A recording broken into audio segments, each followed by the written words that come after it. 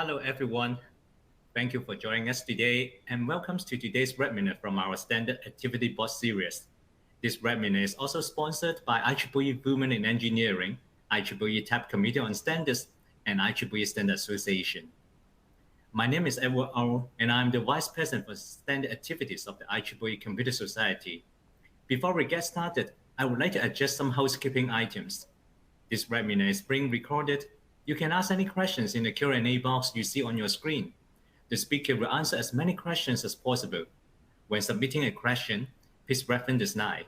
A copy of the slides and the recorded webinar will be emailed to you tentatively tomorrow.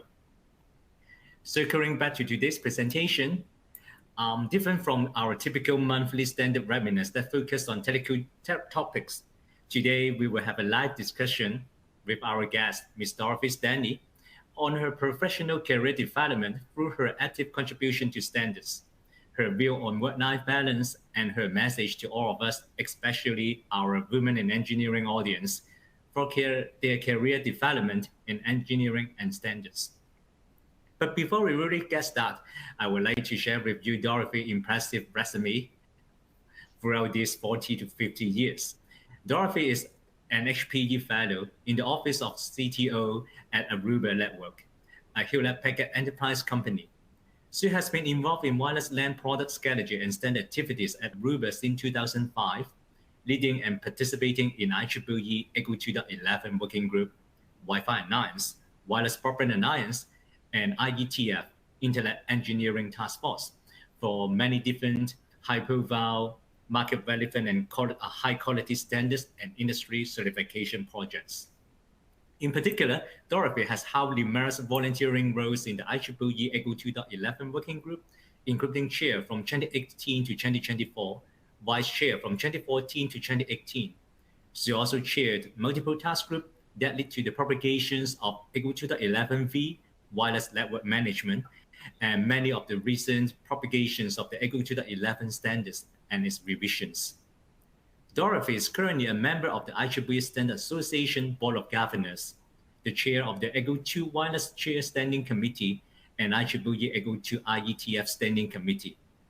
Previously, she has been a member of the IEEE SA Standard Board, chairing the IEEE Standard Association New Standard Committee for many years. Prior to joining Aruba Networks, Dorothy was a distinguished member of the technical staff at Lucent Technologies and AT&T Bell Labs. And in addition to all her inspiring and excellent volunteering leadership and experience, among Dorothy awards are 5 patents, a Wi-Fi Alliance Members Achievement Award, and also numerous IEEE Standard Association awards. And before I give the floor to Dorothy, just a friendly reminder to all that, as per the IEEE Standard Association Standard Board Operation Manual at webinars here, any individual presenting information on IEEE standards shall make it clear that their views should be considered as their personal views rather than the formal position, explanation, or interpretation of the IEEE. So we now go over all the opening formalities already. So good morning, Dorothy. It is very happy to have you with us again in our monthly standard webinar series. I believe the last time is last year you present the EGO 2.11 Future Works last year, and also it's attract lots of audience to attend your talk. And now we change the format to give a more soft information and hope that our audience can be motivated and inspired by your leadership experience and your volunteering experience in IEEE and IEEE SA. I understand before we have some short chat with one another about your career, you also want to have a presentation first, right? So in this case, let me give the floor to you for your inspiring presentation, Dorothy. Thank you, Edward. Just confirming that you're hearing my audio okay. Yes. Okay, sounds good. Thank you, Edward, so much for that kind introduction. And I'm delighted to be here. Thank you for inviting me. I'll talk for a few minutes about let's just move to the next slide here. So my proposal is to talk for about 10 minutes on my background, about 10 minutes on IEEE and IEEE standards, and my involvement there, particularly, of course, in my favorite topic, 802.11. And then a few comments about leadership experience, and then we'll get to Q&A.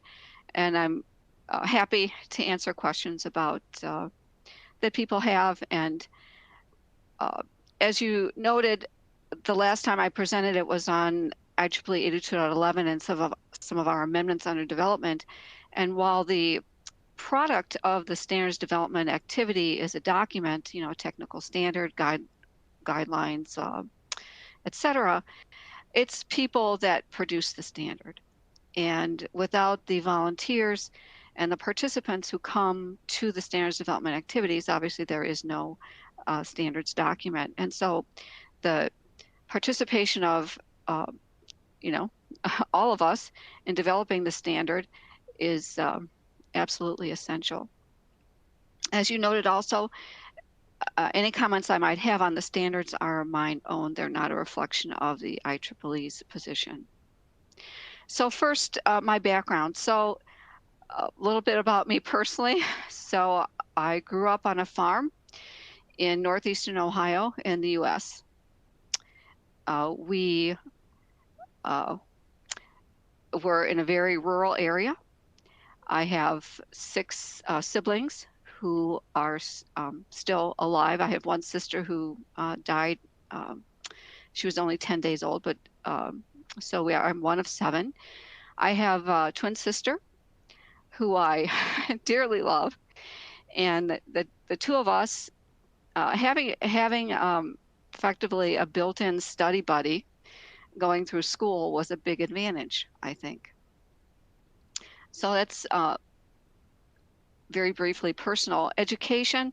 So my parents were very strong advocates of education, and that included education of all of their children. And we were very fortunate to go to, and my parents sacrificed to send us to school.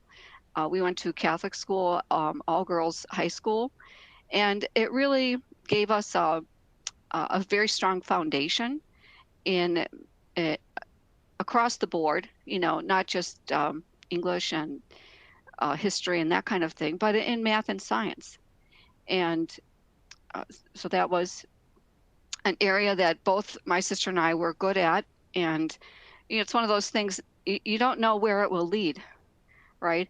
But if you have the background, then many opportunities and paths become available to you. So my academic background is a Bachelor of Science in Math and Physics, and then a Master's in Applied Math. And my experience here was that, you know, with the academic background in applied math and in physics, that is a preparation for many different industries. And it just so happened that, you know, when you come into the job market, you're basically your opportunities are a function of what industries are hiring at that time and where the openings are. And so at the time that both she and I entered the job market, telecom was what was hiring, and AT&T, Bell Labs, telecommunications was where we ended up getting jobs. And it was the telecom industry then, the conversion from analog to digital with digital switching and then data networking, et cetera, that was the career path. Obviously, if you come into the market 100 years ago or 100 years from now or 20 years from now, right, your opportunities will be different. But the skill set that you get with studying, my opinion, of course, the skill set that you get it from studying math and physics or science is really problem solving. And those skills can be applied to really across the board, across the particular verticals. So my industry experience, I mentioned telecommunications, both wired and wireless. For those of you who can remember, you know, 4ESS and 5ESS digital switching systems in AT&T, I worked on both of those. And then worked on, had the opportunity also to work on developing a class on quality and quality development And so that was kind of out of the blue. I had that opportunity, but it really gave me some skills in organizing material and presenting material that have been very beneficial going forward. Looking at how and when standards development becomes really relevant, it may be different if you're coming from an academic background where perhaps research gets you into standard participation earlier, or potentially. My observation is that for coming from industry, there has to be a business need that motivates the company to spend the money to send people to standards development activities. And so it's really, uh, that's the kind of the door. And then who's likely to be sent to the standards development activity? Well, it's generally not someone who's just a new hire, right?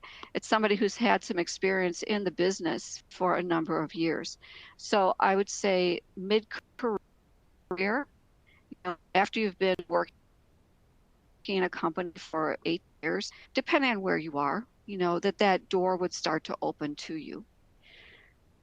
So that's kind of the industry, the education to industry to standards path or roadmap. And then I have here from the learning from my first professional job was you really have to leave your self-doubt at the door. And I think this is applicable across the board. Whether you're male or female, you naturally you have self-doubt, right? And so you just have to leave that at the door, and have some confidence, not overconfidence or, an exaggerated ego, but some confidence that you've done a lot. You've, acquired your academic credentials. You're a capable individual. And there's a lot to learn. And as usual in life, there are lots of people that know more than you do and lots of people that, might know less, but you are where you are and you're capable of learning and contributing. So my message there is you just have to leave your self-doubt at the door.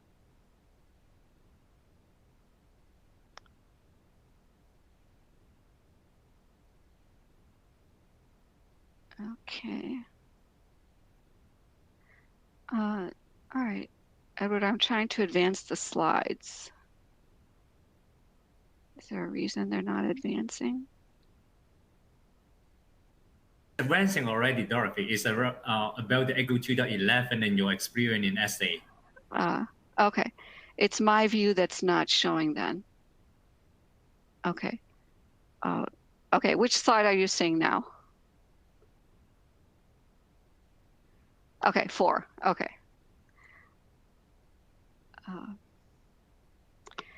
Okay.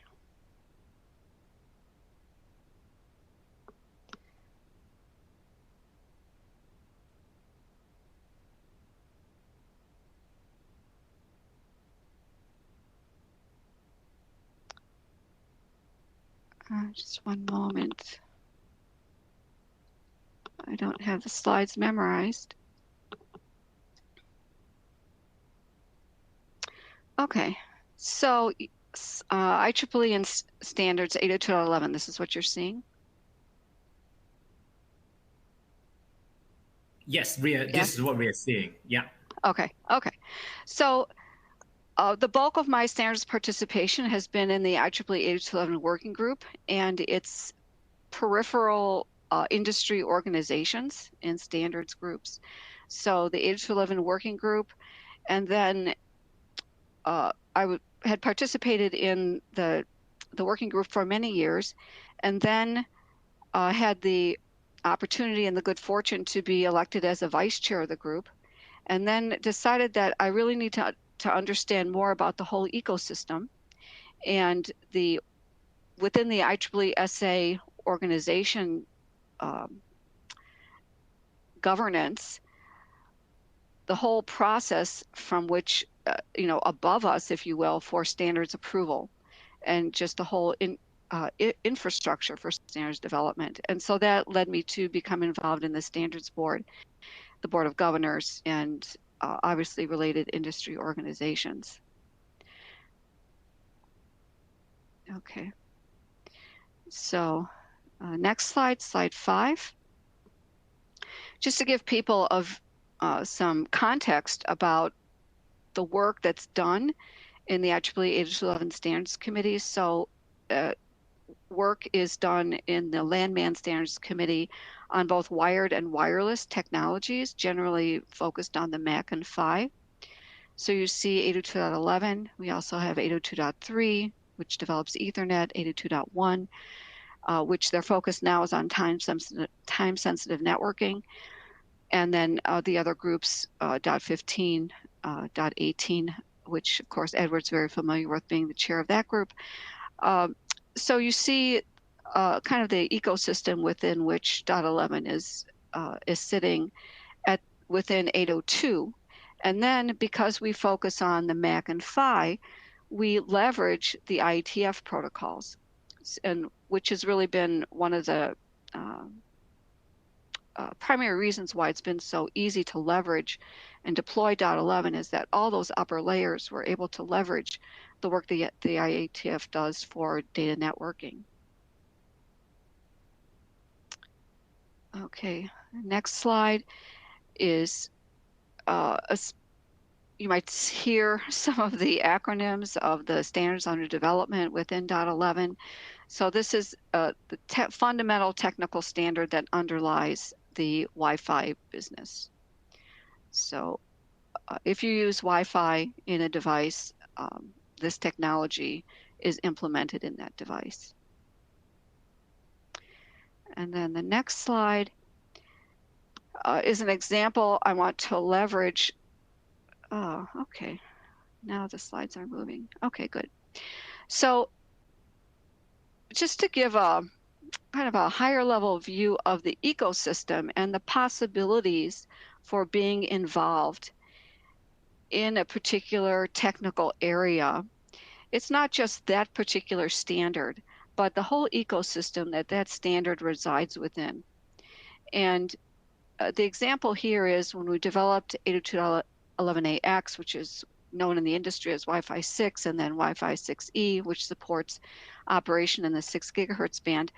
We did an analysis on comparing the performance of our system with against the test environments and using the methodology that was defined by ITUR. And of course, we came out with the conclusion that the performance of our systems met or exceeded the MAC-PHY requirements for the two most applicable wireless LAN test environments, which are indoor hotspot and dense urban. And most of the hardcore technical work that was done here of simulation and analysis was done by two engineers, Sindhu Verma and Shubhadeep Adhikari, who are based in Bangalore in India. And so the message here is the scope of technical depth that, for example, Sindhu, that she brought to the table, and Shubhadeep, understanding the simulation and modeling tools, understanding not only .11, but the carrier and cellular 3GPP technologies, and the methodology here, the potential for contribution across the board, whether it's in technical depth or at a higher level, is really tremendous.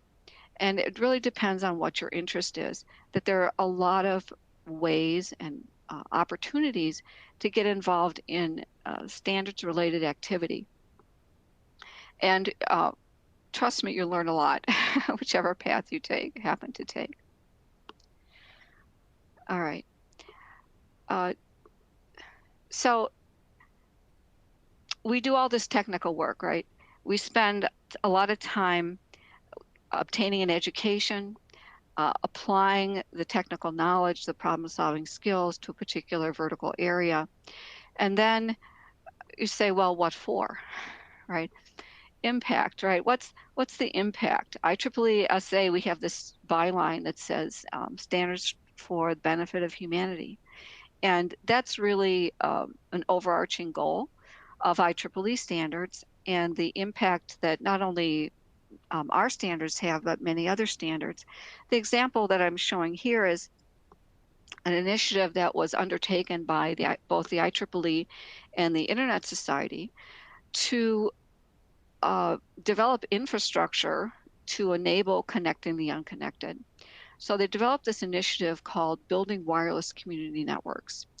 This is run out of the IEEE office in Bangalore and involved essentially setting up funding to develop course materials to train folks, individuals in remote villages about wireless networking, how to operate data network, wireless networking and data networking, operating networks, troubleshooting networks, maintaining networks, so that infrastructure could be deployed in very remote and typically disaster-prone villages to enable not just education opportunities, but upskilling of people in the village to be able to provide internet access services and data networking services.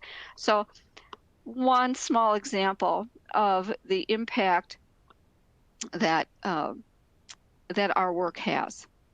So there's, people want to make a difference, right? You want to do something that's impactful. And sometimes, you do work and without seeing really where it's going to lead. But it does very often comes into view later, the impact that it has as more and more of these things get adopted. Okay. So shifting now to my my third 10 minutes to talk about the leadership experiences that I had and for which I am so grateful. And I never could have imagined that these opportunities would have presented themselves to me. How did I get involved in even going to .11 standards? Well, I had been working with some folks in the Netherlands in the Waveland division of Lucent. We were working on early implementations of wireless LAN systems. Excuse me. And for those of you who know, Case Links was the general manager of the division out there. And if you've ever given a presentation to Case, he's one of those people that wherever the weak spot is in your presentation, he will find it, right? I'm sure you've given a presentation or you've had interaction with people like that, right? And so you have to know going in where your weak spots are and have an answer, right? Even if it's just acknowledging, you're right. That's where we need to do more work, right? So Case said, okay, he said, well, we need people to go to standards, Dorothy. I think you should go. So I went, and you walk in the first time and you think, oh my gosh, have I landed on Mars or something? Because it's a totally different world. You have all these people, acronym heaven, the voting, the this, the that, the other, and you think, oh my gosh, how does work get done here? But then, like anything else, right? You keep at it, you go, you learn, you observe, right? And then you learn, then you participate. My first position, if you will, was as backup secretary for 802.11i. 802.11i was a security standard in the 2000, 2004 timeframe. And we had a secretary who had some a number of occasions when, for one reason or another, he couldn't be there, and so they needed somebody to fill in. So that's that. So I said, sure, I'll do that. So lesson learned is, participate, volunteer. If there's work to be done, step up and do it. If you're afraid of work, this is not the place for you to be, as Edward knows, right? You do a lot of work, and but you learn a lot too. Even being secretary, when you write the minutes, they need to be understandable and comprehensible. So you can't write gibberish. You have to, understand the conversation that's being had and extract from it the essence of what needs to be recorded, which means paying attention, listening, and then, if you need clarification, you go back and, okay, so can you repeat that for the minutes? But, you learn a lot. And from there, then other opportunities became available, and I became chair of an ad hoc group, and then was elected chair of TGV, which was my first elected position. I've been involved in the Wi-Fi Alliance, also in numerous roles, and this is an example of where standards are one piece, right? But there's a whole ecosystem around it, and so you can get involved in those ecosystem groups as well. And for the Wi-Fi Alliance, this is the interoperability certification organization and marketing organization for Wi-Fi equipment. As I mentioned, we leverage IETF work, and so there was an opportunity to get involved there, and I'm still involved at some level. And then there you meet just a lot of different people across the ecosystem. It's really very interesting. And so I would encourage people to look at standards as a way to extend and build upon the technical work that they're doing. It's an opportunity to meet people, to come up on, learn about new opportunities, and just understand the industry more broadly. Okay. And then finally, some comments about skills that I found to be beneficial. So standards, much like any other organization, right, is comprised of people, which means that it's a political organization, because you have people with different agendas, and it takes some patience and perseverance often to work through the process, and that's just what it is. Verbal and written communication skills are important. So if you're early in your career, I would say build up those skills. They will pay you benefits many, many times over.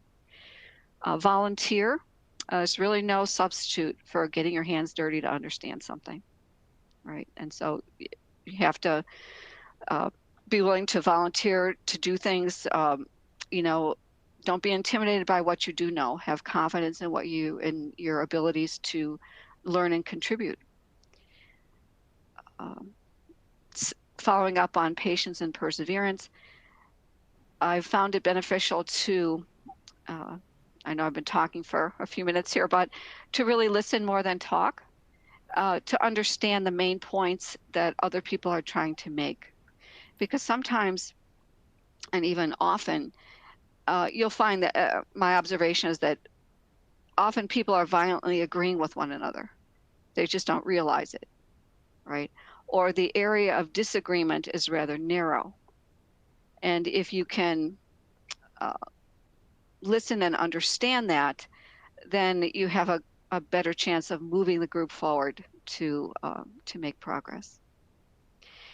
Also, expectations. So sometimes it's easy to maybe indulge in a bit of wishful thinking that, everybody's just going to get along, but people do have, and understandably so, differing opinions and objectives, because the standards participants are coming from different parts of the ecosystem with different objectives. So of course, there are going to be different opinions and objectives. And so the goal is to find areas where agreement can be found and then built upon, that everyone can benefit. And really the objective of a standard is that you have a baseline that many participants can build upon, that provides some level of uniformity, upon which then you have differentiation by different vendors. So as part of the process of evaluating or reflecting upon finding a way forward, often in difficult moments, you might ask yourself, well, what is the essential point that's being debated? Really, what is it? and kind of come on what's the nugget of the disagreement, or where can the agreement be built upon. The final point, it's not personal, respect others. So it's easy to get into disagreements. It's easy for things to get personal, but in a standards development organization, you have competitors coming together to build something that everyone can agree on and then build upon. And so there is by definition disagreement. There's by definition refining of technical protocols and technical proposals. So when a contribution comes in, you've developed a contribution for some technical proposal, right? You've worked on it, perhaps others have worked on it with you. And so you have this masterpiece, right? You have this created art object, which to you is beautiful. But what is the purpose of the review and bringing it to the standards organization? It's not to get accolades. Oh, how wonderful, how wonderful. No, you want to find what you really need, as painful as it is the criticism, to say, where are the flaws, right? Because when this goes out to the industry, you want the flaws to be eliminated. And so it's a painful process to hear that negative feedback about this, beautiful objet that you've developed. And so there's a bit of thick skin that needs to be developed, right?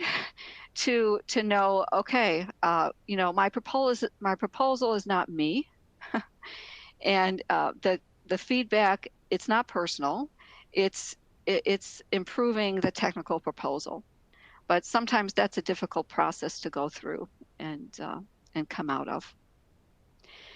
Participation in standards development, it's both challenging and rewarding. I would encourage people who are considering it to get involved within IEEE. We're talking now, of course, computer society, so there are many, many technical areas where there are projects underway. Information can be found on the web and various webinars that Edward and others produce. So, look around. There are lots of projects, not only standards development, but standards related, industry connections activities, etc. So many, many opportunities. I would encourage people to get involved. More likely than not, there's some area of activity within IEEE that's related to your area of technical work. And this is a way to meet other people involved in that area and to contribute. Okay. So with that, thank you. I do have a couple of additional slides just for your reference. Some links about the 82.11 websites, and if you want to learn more information. And then circling back to the Computer Society, here's a link of some information about additional technical areas where work is going on that you might find your area of interest. And then finally, in a nod to the entire ecosystem, there's a slide on the Wi-Fi Alliance and some of the work that they've done. That if you'd like to learn more, there's a lot of material there to learn about the technical work that's ongoing. And as you can see, even market advocacy, regulatory advocacy, in addition to the certification programs. So with that, Edward, I have concluded my remarks, and I'm happy to take questions from you and from the audience, and I thank everyone for their attention. And thank you, Dorothy. So yes, I agree with you more than 100%. Participating in standards is really challenging and rewarding. But one thing I'm completely feeling with you is that there are many people, even though we may have different positions, they still have similar objective. We just want to develop a very high quality and market relevant standards. And many times, even though we disagree with one another, we may at the end help one another. And actually, I still remember 8 years ago when I was elected as task group chair under your leadership. It's all because what you mentioned, the cell door at the door is very important. At that time, I do nothing, but I was elected as a task group chair. But thank you very much, Dorothy. You provide me confidence over the 5 years when I was the task group chair in order to produce a standard. And after that, I never come back. And then you actually motivate me and increase my confidence for volunteering activities. Thank you so much, Dorothy. Yeah, so You're very welcome. Very welcome. We will take quite a number of questions, but before that, I'm just a little bit selfish. I may just want to have a little bit question for you first. So actually, because especially this webinar is sponsored by the Women in Engineering, so there are actually some questions maybe relate to the V. So actually, Dorothy, you may know that engineering is really the most male-dominant field in STEM and is perhaps the most male-dominant profession in the U.S. also. I mean, in North America. May I know actually how you get started in engineering and apply physics and mathematics and native wireless communications during your study? So I think, yes, I've happened to land in a very an electrical engineering related field.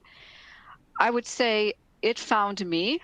I didn't necessarily find it. It's like I didn't have this as an objective that I knew it was something I wanted to work in, or even that it was a field that was out there and available. As I mentioned earlier, both my sister and I have another sister too, who, we were good at math and physics. We were good at math and science. And so that's what we did. And I knew that a future in farming was not for me, right? 6 kids, not everybody can make a living on the farm, right? So that, and gratefully, my one brother still does. So we needed something else. And so we were good at math and science. We just didn't really know where that would lead, but ended up there. And I would say the fact that we went to an all-girls high school meant we didn't get the messages that so many, I think, girls do, that it's not for you, right? That the guys are better at it. Well, they might be, right? They might very well be, but that doesn't mean that you can't do it too, right? So we didn't have those messages. Everybody in high school, the whole class, right, was all women that were doing these things. And some people were better at it than we were, and some people weren't, right? So, but you learn it, you build your confidence, etc. And so I think just having that base then led to telecom, which telecom was what was hiring at the time. And again, it comes down to leaving your self-doubt at the door. I've been in many meetings, over the years where I might be the only woman there, but that doesn't mean I don't have something to contribute to. And you just have to have confidence in yourself and respect for the other people there. I mean, none of us choose who we are, right? I mean, before you were born, did you go to the shelf and you pick out and you say, okay, I'm going to be a boy, I'm going to be a girl, I'm going to be, good in math, I'm going to be an artist? Nobody picks that for themselves, right? You are who you are. And so that's a gift, and it's the talents that you're given, you need to use, and, and so you just go ahead. Great. Thank you so much, Dorothy. So, and we have a question from Karen. Karen actually is our VP of Standard of EMC, the IEEE Electromagnetic Compatibility Society. She actually asked a question that are you entertaining issues related to companies being not willing to support their employees' involvement in standards? Okay, a good question. Question is, do I see the situation where companies are cutting back on standards support? Correct. Right. Well, this is it's a function of economics. And in industries that are downsizing, generally standards are an area uh, where it's easy for people to cut attendees from a cost perspective. So yes, that's absolutely happening. Hmm. Um, Okay, great. So then, actually, as a related question, Dorothy, as I understand some of the audience here may not have any experience in standard, but actually, I speculate, at least for us, Dorothy, we understand that actually standard encourage innovation in the industry and also transform the R&D into the practical products. And but some of our audience may not know how the standards actually add value or may not know how important it is. From your point of view, is there any high level or layman message that you can give a raise so that they know why the standards are important and why is actually add values to our life or the humanity in general? What's your opinion, Dorothy? well, you might imagine I'm somewhat biased, right? Yeah, Wi-Fi. To believe, um, to hold the opinion that standards are provide a baseline, provide a uniform baseline that vendors can build to, and essentially capture the best state of the art knowledge that everyone can build upon. So uh, it it helps raise, if you will, raise all boats. So if you're in a particular industry and you have a solid baseline that you can build upon, and then um, provide interoperability uh, and then leverage with your particular value add, it advances the industry. It it provides also additional growth and global accessibility so that your markets are broader. You know, uh, it's a global world, and companies are selling equipment, across all the continents, right? And if you have standards that are understood and that are uniform across the globe, it gives any company uh, more opportunity to sell their products. So it definitely it gives you everybody a solid baseline of expectation. Mm-hmm. Yeah, so actually, from the company point of view, it is very beneficial for standard participation. But sometimes we also want to know what we can gain personally. What's the benefit of us also, right? So just like your what you share with us, actually, participating in standard is both challenging and rewarding. So, from your opinions, looking back to your participation in EGO 2011 and now in your governance level in an essay, how do standard affect you and your career path, Dorothy? Oh, maybe this is a challenging question. Sorry. Yeah. And Well, for I can example, certainly say, what motivate you to, for example, to further contribute to IEEE and IEEE SA as a board of, standard board member and now board of governors. So, how is affect you positively and keep motivating you to contribute and you know share experience with all of us. mhm.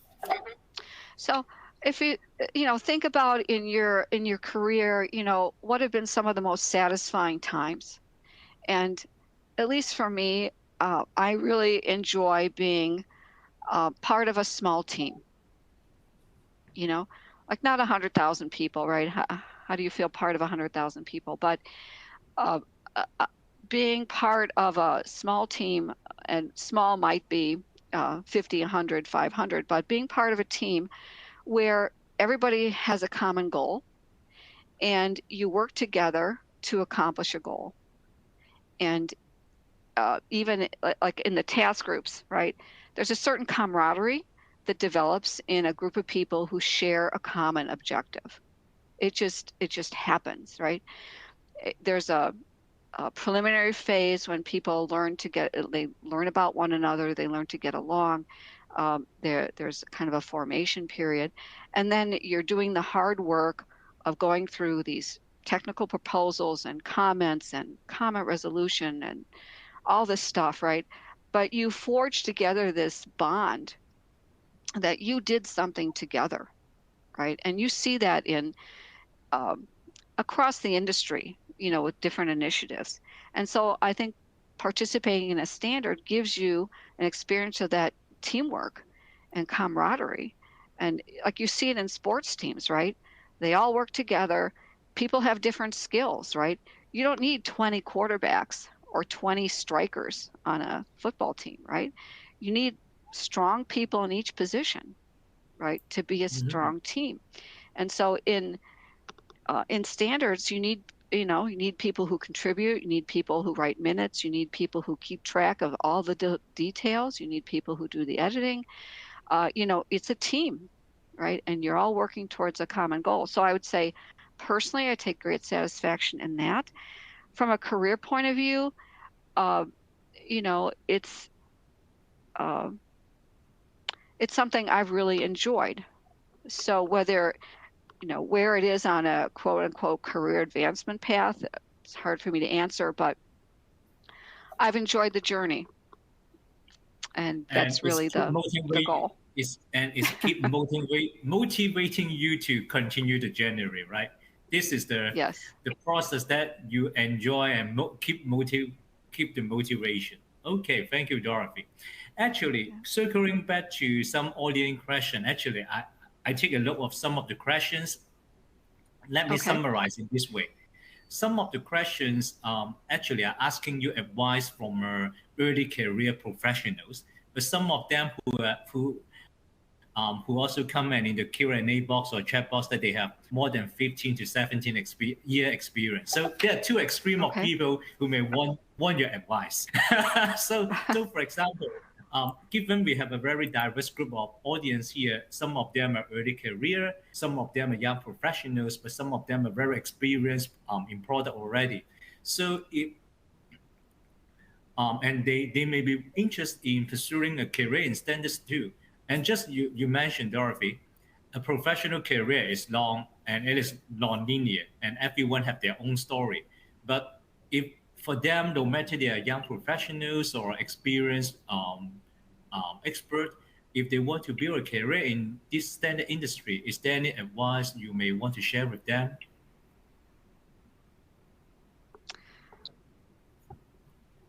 Okay. So let's approach it this way. Mm-hmm. Uh, I don't, the way I view uh, my standards participation is it's less quote unquote a career in standards than it is a career in a working in a particular industry for which standards development is a requirement and adds value. Mm-hmm. And so the standards participation and in various roles is really advancing the industry. And that's where you get the support in your particular vertical, whatever it might be. So I would say focus on, if whatever industry you're in or if you're in academia, you know, what are the technical areas there for which standards are uh, available or for which standards are needed. And then it's really about the standard helping to build the industry and laying the foundation for the industry. I mean, the standard on its own is, just another book on a shelf, but how is it aiding the advancement and the technology development for a particular industry?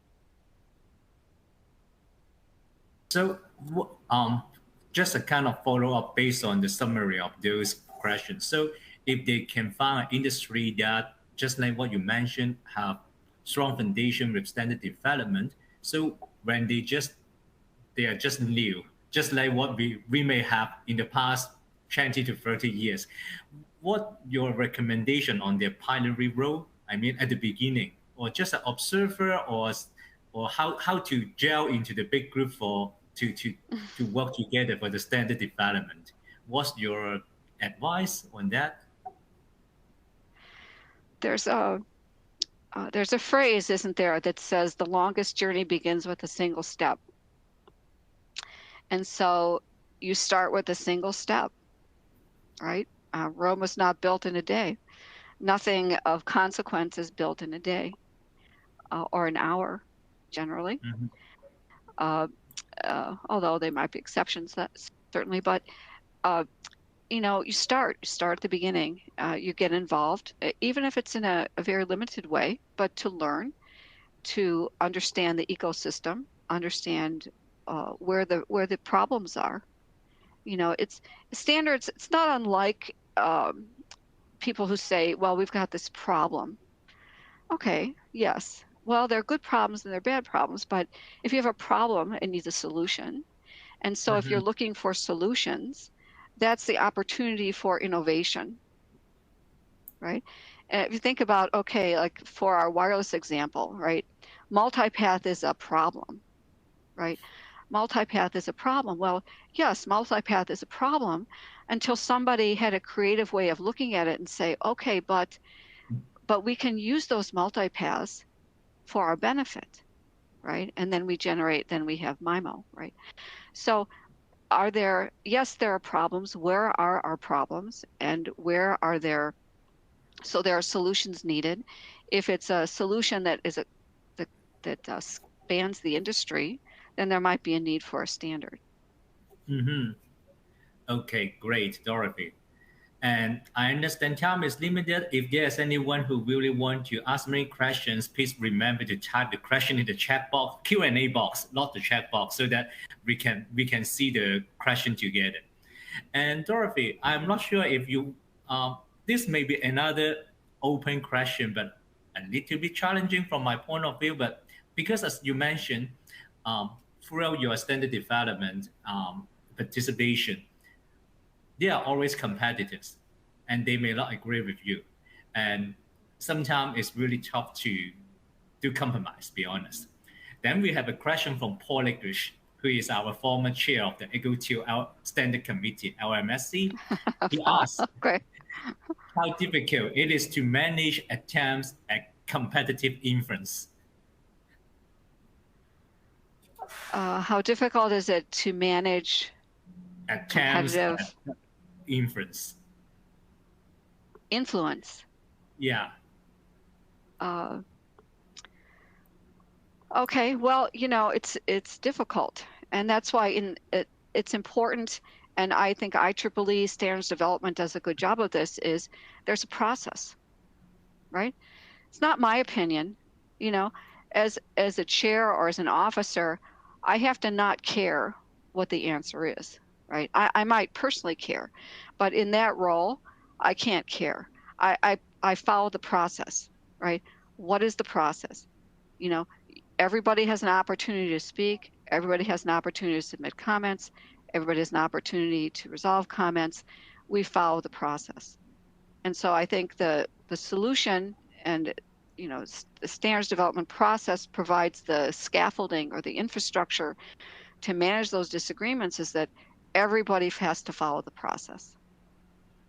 And so And that's because of the process, I suppose you also develop many soft skills that you may not learn from your study, right? For example, just like what you mentioned, like negotiation or management skill, I suppose these are those important soft skills that you learn from this kind of negotiation or the management and leadership, right, Dorothy? I would say yes, Edward. And I would say also trying to understand the essential points of disagreement, Mm-hmm. that Try to uh, identify the root cause, the main the root point. cause. Yeah, Yeah. yeah. And there are some times when you don't get agreement, right? And so then you have to move on with what you can agree on, and that's just life, you know. Yes, just agree to disagree with one another. Yeah, Unfortunately. and on a particular point, you know, but be open to what are the areas where we can move the standard forward on, Mm-hmm. you know, because there usually are many areas where where there can be agreement, you know, Mm-hmm. and the other ones, you know, they'll have to wait for later. Or Okay. as you know, the often a tactic is, well, we have multiple options, right?